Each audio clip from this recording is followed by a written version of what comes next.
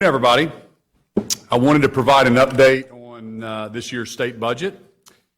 First off, I'll start with, there's some good policies in this budget.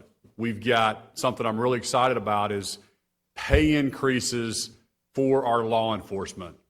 We will always back the blue in the state of Oklahoma. There's going to be some generational investments in economic development. We've got resources for our Attorney General to fight back against the Biden administration. But let me be clear, this budget was not an agreement. Agreement requires negotiation, requires consensus. Negotiations did not happen in this year's budget. I received, as the governor of the state of Oklahoma, the final budget for the first time on May 16th at 8:45 p.m., just hours after it was made public. I wasn't the only one left out. The people of Oklahoma were left in the dark. Over the last few days, I've been working nonstop with my team to go line by line in this budget. My guiding principle has always been and will always be to do what's right for all 4 million Oklahomans, for the next generation, not the next election. I've determined that parts of this budget make sense for Oklahomans, like the pay raises for the law enforcement. That's going to go into law.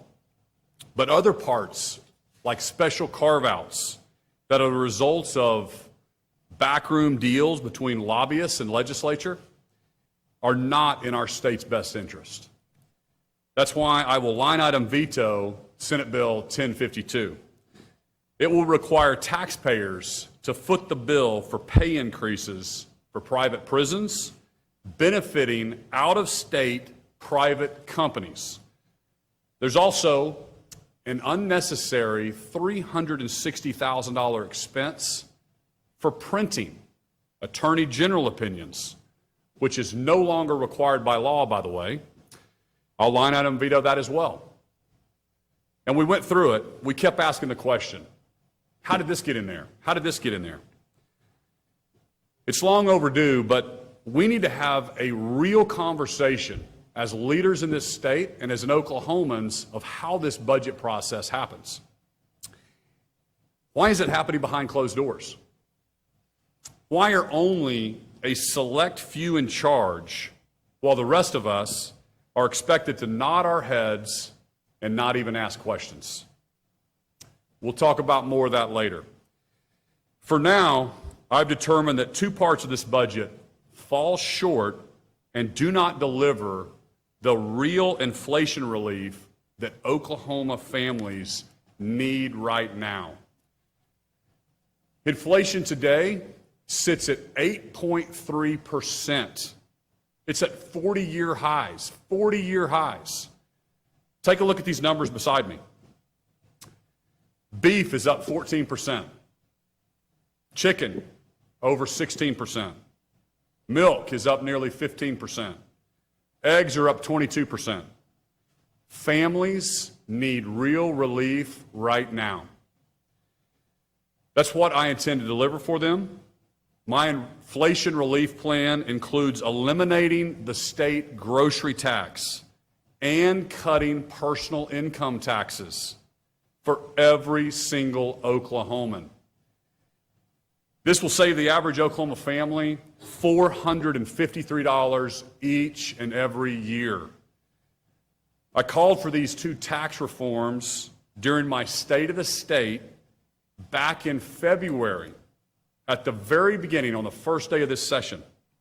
As I said then, Oklahoma is one of only 13 states that taxes groceries. Ours is also one of the highest. But what did Oklahomans get instead? $75 inflation checks that won't be sent out until December. And by the way, it's federally taxed, so you don't even get to keep the full amount. Instead, Oklahomans will be forced to send about $19 right back to President Biden in Washington, D.C., instead of spending Oklahoma. That's $56 in your pocket. $56. That's not even enough to fill up your gas tank right now. That's not real relief. It's a slap in the face to hardworking Oklahomans, and it's a political gimmick during an election year. I never expected Republicans to take a page out of Joe Biden's liberal playbook and waste $181 million sending government checks out. Remember, this type of wasteful spending is what got us into this mess in the first place. Inflation is at 40-year highs. If the government continues to flood the economy with more money right now, it's only going to get worse. Investing in meaningful tax reform is the answer. This is economics 101. But the only tax reform that's currently in the budget is motor vehicle tax. That's not real relief. It only helps those who can afford a new car or truck in the first place. Cutting the new car sales tax does nothing for families who are struggling to afford prices for food, groceries, gas, and everything in between. My inflation relief plan would save an average family in Oklahoma of $450 each and every year. And families would start saving that money right away. They wouldn't have to wait until their $75 government check came in December, or until they have enough money to buy a new car. That's why I will veto Senate Bill 1075, House Bill 4474, and House Bill 4473. And it's also why I'll be calling the legislature back for a special session on June 13th to eliminate the grocery tax and to reduce the personal income tax for every single Oklahoman. Families, they need real relief right now, not political gimmicks. The rest of the budget will go into law, but without my signature. I'll open it up for a few questions. You mentioned inflation relief, grocery tax. Do you think that the Democrats in this bill have also said it seems you two groups agree on it? How do you respond to that? I mean, like I've said from the first day that I decided to run for office, let's leave politics to Washington, D.C. We're all Oklahomans. It doesn't matter if you're Republican or Democrat. Let's make our state top 10.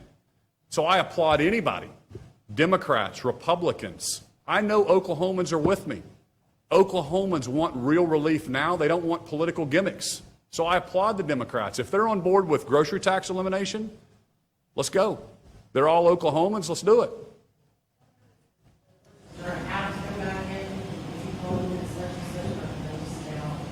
I believe they have to come back in on June 13th.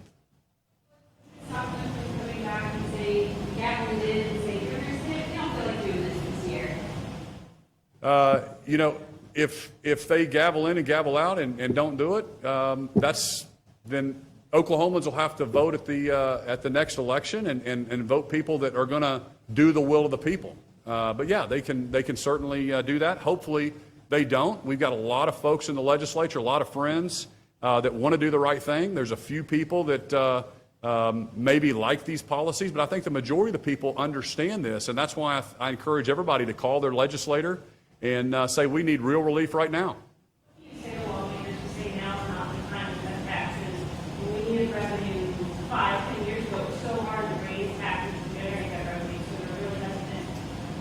Well, you know, if you remember back when I ran for office, we were having billion-dollar budget nightmares, very little money in savings. It was kind of chaos.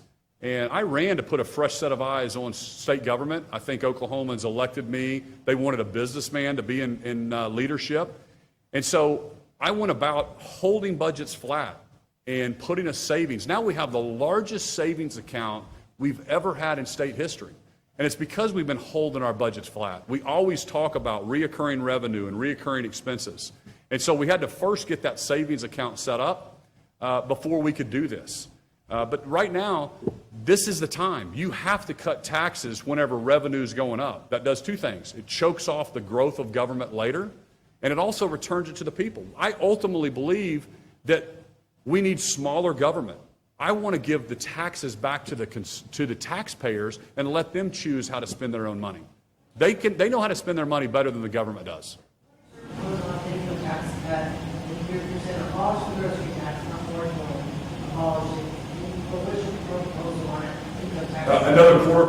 Another quarter point. We'll just step into this. Representative LePack had a great bill this past year that would talk about eliminating it over time as revenue increases and as we modestly grow the expense side of the ledger. But a quarter of a point is something we did last year, and I'd love to get that done this year. We can absolutely afford it, and we need to get that done. It's $88 million, that quarter of a point the first year in fiscal year 23, and it'll be $220 million in fiscal year 24. It's for half of the year that first year. That's the estimate. We absolutely can do it. And Oklahomans need real relief right now.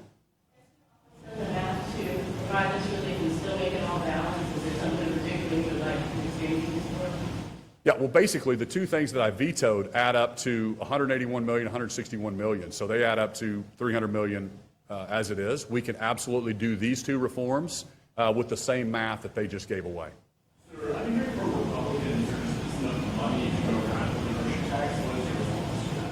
There absolutely is enough money to go around. We have the largest savings account in state history. We don't have enough money to spend like drunk sailors and also do things, but if we hold our budgets flat like I want to, we certainly do. We certainly can do it. What happens if they come back tomorrow and just Hopefully that's not the case, but yeah, absolutely. Yeah, they can come back and override the governor's veto. It takes, I think, 75% of the vote. But here's the deal. If they do that, they own it. My job is, I've got a job to do. I'm elected by all 4 million Oklahomans to tell Oklahomans what I see and put us in the best position to be top 10. The legislature has their job to do in this situation. Hopefully we can work together and provide real relief right now for Oklahomans who are hurting. They're hurting everywhere. Everybody in this room. It may not affect you as much as it affects me or affects my neighbor, but people are hurting right now, and we need to do this for them. Where did these negotiations go wrong? You gave your speech in February. Let's say the budget leader said, we heard a speech, we wanted, you didn't get, your folks didn't get the original May 10th, is my understanding. What happened in those 3.5 months that you guys couldn't talk with? That's an interesting question. You'll have to ask them. I mean, I assigned Secretary Brian Bingman to that room to be the lead negotiator. Brian Bingman was a former pro tem of the Senate, one of the most respected men in Oklahoma. He's an unbelievable statesman, and he was simply kicked out of those meetings. I think ultimately I have been hammering flat budgets, don't spend more than you make, common sense things that every Oklahoman agree with. And I think ultimately there's some folks that write those budgets that don't like to hear that message anymore. So let's kick that voice out of the room, and let's go put our own budget together, and then we'll try to make the governor and Oklahomans just swallow it. Hopefully nobody says anything about it. Clearly, the governor of the state of Oklahoma. That's right. Representative Wallace or Senator Thompson would take your phone call, right? If you call on May 1st, on April 28th. Why not reach out and say, hey, I'm concerned that my guy is under. Oh, I have done that numerous times. I have breakfast with the Speaker and the Pro Tem every Tuesday. Every week I reminded them, we're out of the room, we're out of the room, we're out of the room, we're out of the room. Why are we not in these conversations? I also have COO Steve Harp, who runs OMES. He's in those rooms. Again, this is unlike it's been in my 4 years as governor to not be in these rooms. And I certainly did remind them. I didn't personally talk. Well, no, I did. I talked to personally both of them and said, hey, why are we not in these conversations? But mostly I deal with the Speaker and the Pro Tem. I'm sorry? We talked about back in the budget not being done in the public eye. What are Well, there's some things that we're working on that we think we can propose to have a more transparent, open process. And again, I think there's a lot of House and Senate members as well that I talk to that feel as frustrated as I am or as Oklahomans are. They don't see this budget. Literally, high-ranking members in the House and the Senate don't see this budget until it's dropped at 8:45 on Monday night as well. So there's a lot of folks that are frustrated with this entire process. ARPA funds, the legislature has sort of changed the process now, trying to take a little more control back over those funds. What are your thoughts on all that? Hey, as long as it's a transparent process, I'm fine with it. My message, though, is don't let this be led by lobbyists. Don't let this led by special interest. But as long as it's a transparent process, and this is an opportunity for Oklahoma for a generational impact, okay? This is $1.8 billion that we get to strategically invest. My fear is that it's going to be spread like mayonnaise across the state of Oklahoma, and every single House and Senate member is going to get a little $500,000 project in their district, and that's not going to be strategic.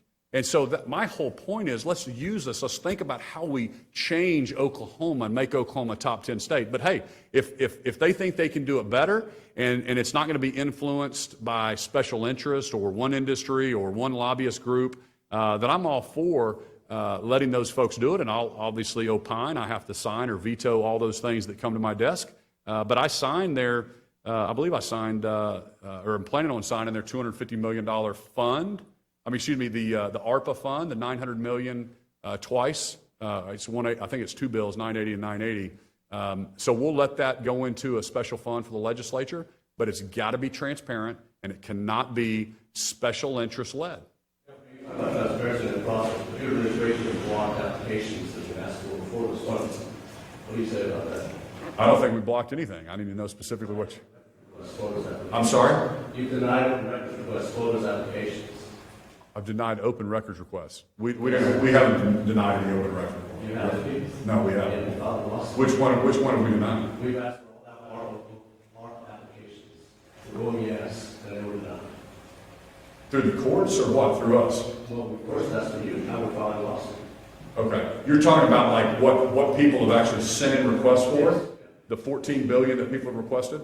I'll check on it. I'm sure we'll make that public as soon as we're able to. I think there was probably a process to keep those, I don't know if there was NDAs when people were putting requests in before we made those public, but there was a website. We wanted transparency, so we gave every Oklahoman an opportunity to submit a request, whether it's a new nursing program or it's a new, flood control program or new home building program. And yeah, I'm sure we will be releasing those, but I'm glad you're asking that, and I'll check with the team, and that should be released. And there's probably a technicality from a legal standpoint why it wasn't, but I think that's absolutely needs to be released. Everybody needs to know what these $14 billion in requests are for the $1.8 billion, and then the legislature's got to kind of sift through those. That's a great question. You just made Paul's day. Can I take it back real quick to revenue? We're talking about cutting $300 million, $400 million, whatever it would be there. That's a 51 vote measure in the House of Representatives.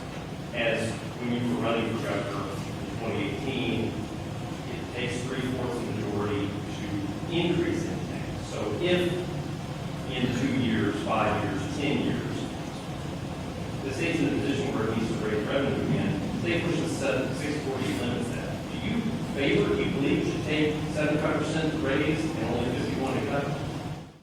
Listen, I wasn't here in the 56th, and I know that's left PTSD for some of the legislatures in that session, and I know how difficult that is to raise revenue, 640 or 75%.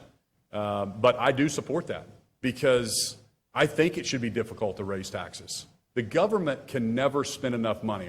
I hope people are hearing me on that everybody comes with a new program, with a new software project, with, hey, look how much extra good we can do for humanity if we only had more money of the taxpayers' dollars. So we already spend $22 billion in the state of Oklahoma, and this budget increased spending by over 8%, 8.7, I think, percent. No, may have been 9%, somewhere right in there. And here's the deal. We increased 4 or 5% last year, 9% this year. There's just no end to it if we're not holding this down. So I certainly believe that the first thing to do was to be fiscally responsible and make our largest savings account in state history, and we did that. We're already fully funding the Project Ocean out of this budget, so when you add that savings in, it's actually at $3.2 billion in savings. So I think Oklahoma's in a great spot, and I would never, ever put us in a situation where we're going to be in a cliff next year. I'm planning 3 years and ahead for Oklahomans. That's why we're in such a good position today. But kicking out the chief executive officer from these negotiations is not what Oklahomans expect in this whole process. Open up topic, you signed 4237 yesterday, overall outright ban on abortion in Oklahoma. One member of your party said it goes too far in terms of it being an act for realization. How do you respond? I said on the campaign trail that I would sign every piece of pro-life legislation that hit my desk. I'm fulfilling that promise. I don't know why anybody would expect me not to sign it. I've been super clear with that. I believe that we're going to protect life in Oklahoma. I recognize other states are going to do things differently. I represent all 4 million Oklahomans. I was very clear on the campaign trail. That's what I was going to do. I get interviewed by national media all the time. I don't know how much clearer we can be. We don't believe in abortion in Oklahoma. We don't want it in our state. And I was so happy to sign that to protect life. And at the same time, we can love the mother, we can love the child, we can put resources in to be the #1 state in adoption services. We're doing a tax credit this year for adoptive families to help relieve that extra burden of cost and encourage more adoptions. We're putting $3 million into the Department of Health to make sure that they have the resources they need to wrap around services for people that find themselves in a crisis pregnancy of some kind. So we believe we can love the mother and we can love the child in the state of Oklahoma. Can I ask you a quick question about the tragedy in Texas? Do you believe the states have an obligation to reduce gun violence and mass shooting incidents? And if so, how can the state do that? Stricter firearms laws and training, or funding for mental health, or do you have any ideas of how the state do that?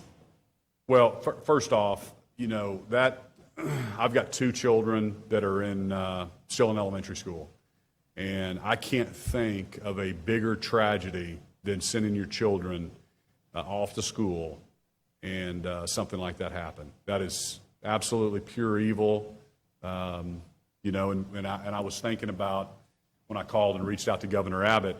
When Governor Keating was in my position in 1995. The Oklahoma City the Oklahoma City bombing happened, and 168 Oklahomans lost their lives, including 17 children. And so there's absolute evil that's happened, and right now we need to mourn with those families. We need to grieve with them. We need to pray for them. I ran in the Memorial Marathon 25 years later, not the whole thing, but the relay.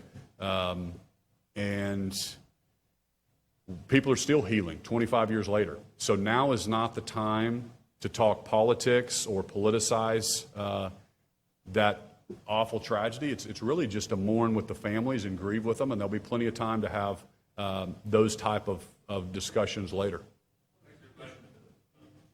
You mentioned the prep fund, 250, so it's going to blow the doors off. All right, one more. $250 million for the prep fund. The legislature has not released what the details of that are. It's just different regional stuff. Senator Street said it'd be even urban stuff, even though the hard rural. Are you going to sign that? And what do you want them to do when it comes to crafting that $250 million? We're reviewing that, whether we sign it or whether we let that go into law. The important thing, that my message to the legislature and to Oklahomans, if I'm going to be part of something, it is going to be for the betterment of all 4 million Oklahomans. It's not going to be specific to one industry or one special interest group or one lobbyist group. It needs to be transparent and for the benefit of all Oklahomans. So one of the things that we've talked about is creating more economic centers, more industrial parks around the state. That would be a great use of that $250 million. And I think that came about because of the Project Ocean being developed in the eastern part of our state. What are we doing for the western part, the northern part, the southern part? So can we set aside some funds for other economic development for other parts of Oklahoma? As long as that's the plan, I'm 100% supportive of it. So let's just make it transparent. Let's make sure everybody understands it. You guys do a great job in the media of asking questions. And so please keep asking those questions, making sure that things are transparent and holding the government accountable on all these different fronts. We appreciate that. And Paul, I'll get back with you on your one issue. Okay, thank y'all.